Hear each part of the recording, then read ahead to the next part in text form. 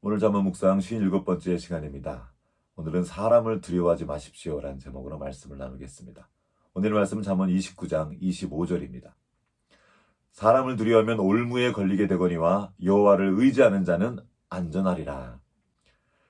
영어 성경 굿뉴스 바이블은 사람을 두려워하는 것을 다른 사람이 나에 대해 무슨 생각을 하는지 관심을 갖는 것이라고 설명합니다. 나에 대한 다른 사람의 생각에 지나치게 관심을 가지며 다른 사람을 두려워할 때 내가 마땅히 해야 할 일을 할 수가 없습니다. 뿐만 아니라 그 두려움이 올무가 되어서 우리를 꼼짝도 못하게 만듭니다.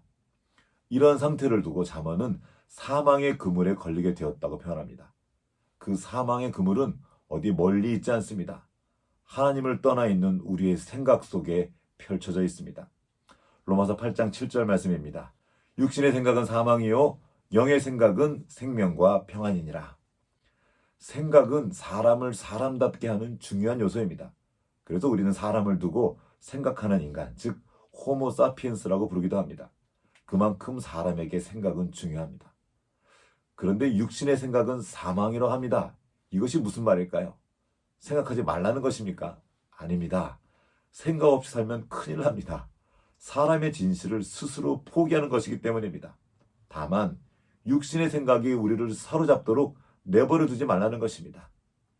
육신의 생각은 걱정과 두려움, 미움과 절망, 원망과 탐욕 같은 것들입니다. 또한 오지도 않은 미래를 미리 걱정하거나 나를 향한 다른 사람의 판단을 두려워하는 것을 말합니다. 이러한 생각들에 사로잡히면 우리는 마치 죽은 사람처럼 아무것도 할 수 없는 상태에 이르게 됩니다. 그래서 육신의 생각은 사망입니다. 그럼 어떻게 해야 합니까? 영의 생각을 하면 됩니다. 영의 생각은 하나님과 함께 생각하는 것입니다. 하나님의 선하심과 능하심, 그리고 그분의 아버지 되심을 기억하고 하나님을 염두에 두고 생각하는 것입니다. 또한 하나님께서 예수 그리스도를 통해 십자가에서 이루신 모든 일들을 기억하면서 그 진리 안에서 생각하는 것입니다. 그 생각은 우리를 사망의 그물에서 벗어나게 하고 생명과 평안으로 인도합니다.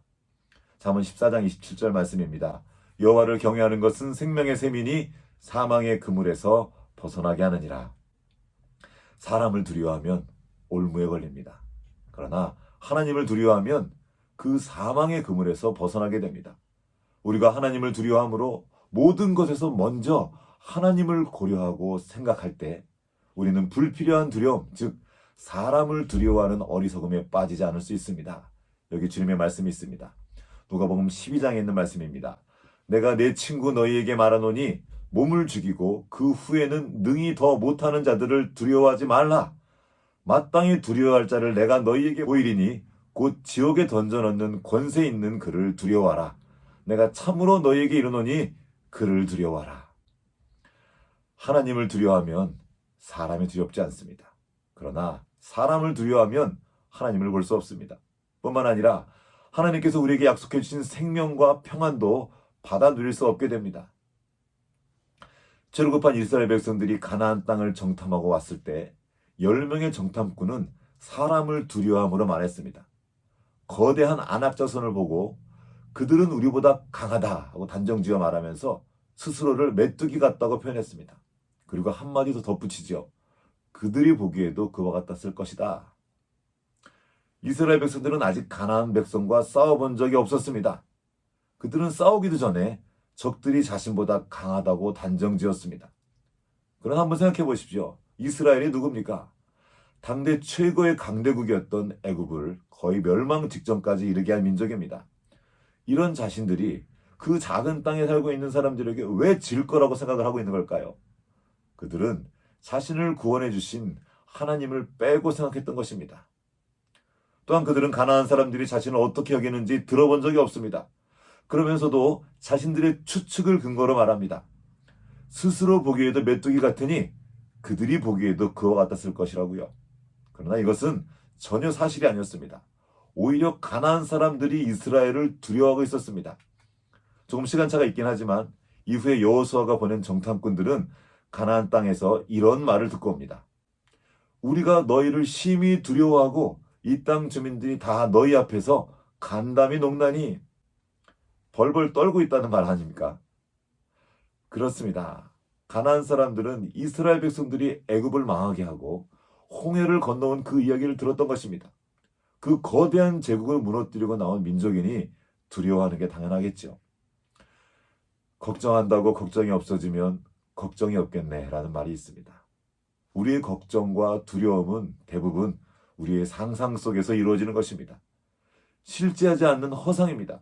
하지만 우리가 그 거짓에 힘을 실어주면 우리의 상상 속에만 존재하는 그 허상이 우리의 삶의 자리를 죽음과도 같게 만들 수 있는 무서운 사망의 그물이 될 수도 있습니다. 두려움은 아무리 떨쳐내려고 해도 스스로의 힘으로는 빠져나가기가 힘듭니다. 우리의 생각 속에서 계속 맴돌기 때문입니다. 그래서 주님께서 알려주신 것입니다. 눈을 들어 주님을 바라보라고요.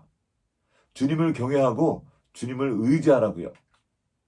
이것이 바로 지혜의 근본입니다. 시편 111편 10절 말씀입니다.